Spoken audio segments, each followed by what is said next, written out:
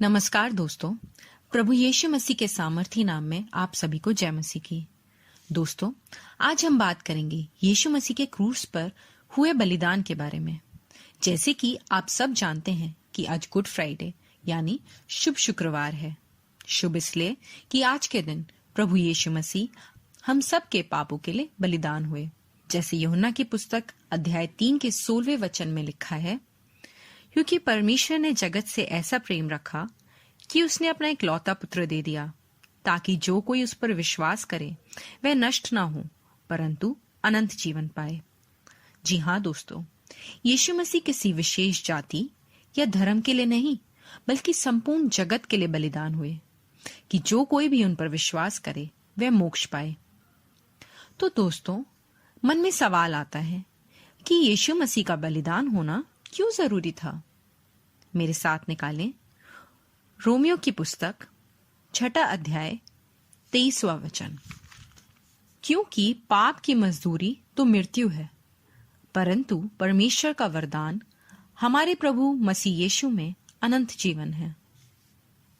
पाप की मजदूरी मृत्यु है, यानी जो कोई पाप करे उसको मरना पड़ेगा।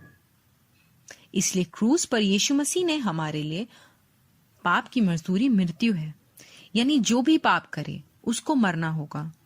इसलिए क्रूस पर यीशु मसीह ने हमारे पाप खुद पर ले लिए और हमारी जगह अपनी जान दे दी, वो भी अपनी मर्जी से, ताकि हम जो पापी थे यीशु मसीह के द्वारा उद्धार पाएं।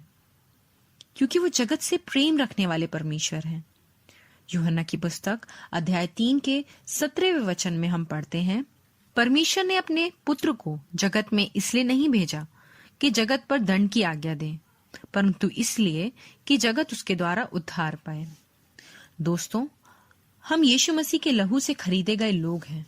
यीशु मसीह के क्रूस पर चढ़ाए जाने की भविष्यवाणी उनके जन्म के बहुत साल पहले ही हो गई थी।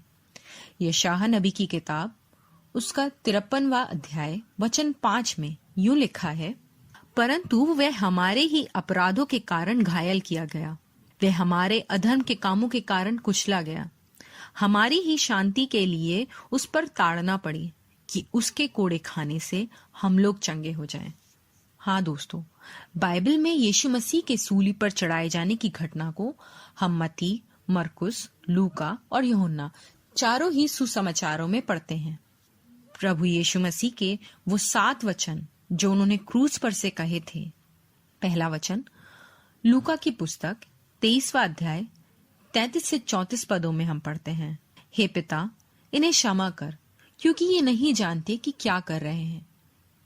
दूसरा वचन लूका की पुस्तक 23वां अध्याय 39 से 43 पदों में हम पढ़ते हैं, आज ही तू मेरे साथ स्वर्गलोक में होगा। तीसरा वचन यूहन्ना की पुस्तक 19वां अध्याय 25 से 27 पदों में हम पढ़ते हैं, हे नारी, देख, ये तेरा पुत्र है और ये तेरी माता। चौथा वचन मत्ती की पुस्तक 27वां अध्याय 45 से 46 पदों में हम पढ़ते हैं, हे मेरे परमेश्वर, हे मेरे परमेश्वर, तूने मुझे क्यों छोड़ दिया। पांचवा वचन यूहन्ना की पुस्तक 19वां अध्याय 28 से 29 पदों में हम पढ़ते हैं, मैं प्यासा हूं। छठवां वचन यूहन्ना की पुस्तक 19वां अध्याय 30वें पद में हम पढ़ते हैं, पूरा हुआ। सातवां वचन लूका की पुस्तक 23वां अध्याय 46वें पद में हम पढ़ते हैं, हे पिता, मैं अपनी आत्मा तेरे हाथों में सौंपता हूं। दोस्तों, यीशु मसीह के क्रूस पर चढ़ाए जाने की पूरी इस घटना को मैं आज आपके साथ बांटना चाहूंगी। मसीह यीशु ने अपने क्रूस पर चढ़ाए जाने की भविष्यवाणी पहले ही कर दी थी। तभी से उन्होंने अपने चेलों को बता दिया था कि अवश्य है कि वो यरूशलेम को जाएं और पुरनियों और प्रधान याजकों और शास्त्रियों के हाथों से बहुत दुख उठाएं और मार डाले जाएं और तीसरे दिन जी उठे। मसीह यीशु जानते थे कि मानव जाति के पापों के पश्चाताप के लिए जरूरी है कि उनकी देह बलिदान की जाए। यीशु मसीह की सेविकाई में उनके चिन्ह और चमत्कारों को देखकर बहुत से यहूदी भी उन पर विश्वास लाए कि वो ही परमेश्वर के पुत्र मसीह यीशु हैं उनके अनुसरण करने वाले शिष्यों को बढ़ते देख यहूदियों के प्रधान डरने लगे थे।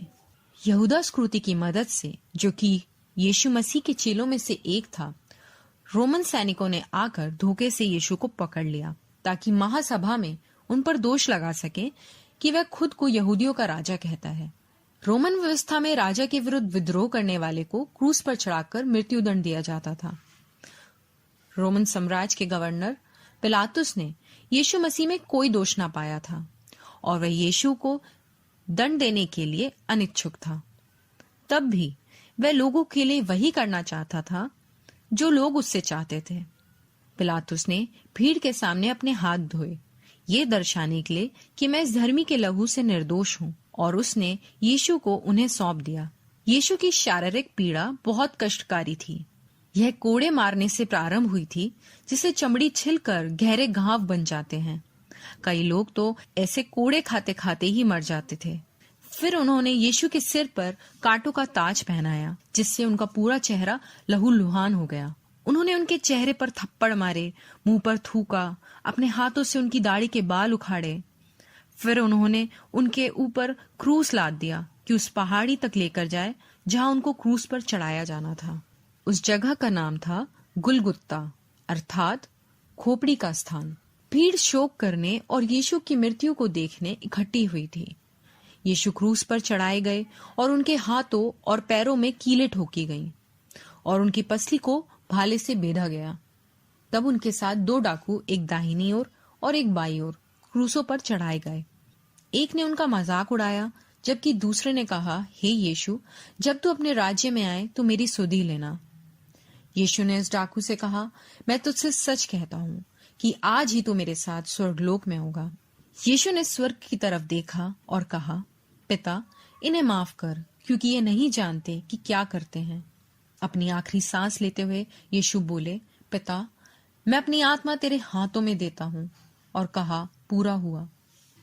यीशु की मृत्यु के बाद कुछ असाधारण घटनाएं घटी। आसमान अंधियारा हो गया, सूर्य का उजियाला जाता रहा और मंदिर का पर्दा बीच से फटकर 2 टुकड़े हो गया। धरती डोल गई और चट्टानें तड़क गईं और कब्रें खुल गईं और सोए हुए पवित्र लोगों के बहुत से शव जी उठे।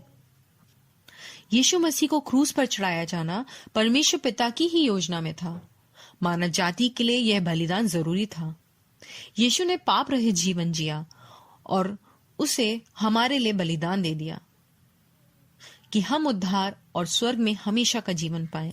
अगर आज आप भी यीशु मसीह को अपना उद्धारकर्ता ग्रहण करना चाहते हैं तो मेरे साथ प्रार्थना करें। प्रभु यीशु, मेरे जीवन में आइए, मेरे स्वामी बन जाइए। मैं विश्वास करता हूं कि आपने मेरे लिए अपनी जान क्रूस पर बलिदान की ताकि मेरे पाप क्षमा हो और मैं आपके साथ स्वर्गलोक में हमेशा का जीवन पाऊं। मैं अपनी बुराइयों से फिरता हूं और आपको अपना उद्धारकर्ता ग्रहण करता हूं। आमीन। विश्वास कीजिए, आपने अपना उद्धार पा लिया है। अपना पुराना जीवन छोड़कर अब प्रभु यीशु मसीह के साथ बाइबल के वचनों के अनुसार अपने जीवन की दौड़ दौड़िए। परमेश्वर पिता आपको बहुत आशीष दे। जय मसीह की।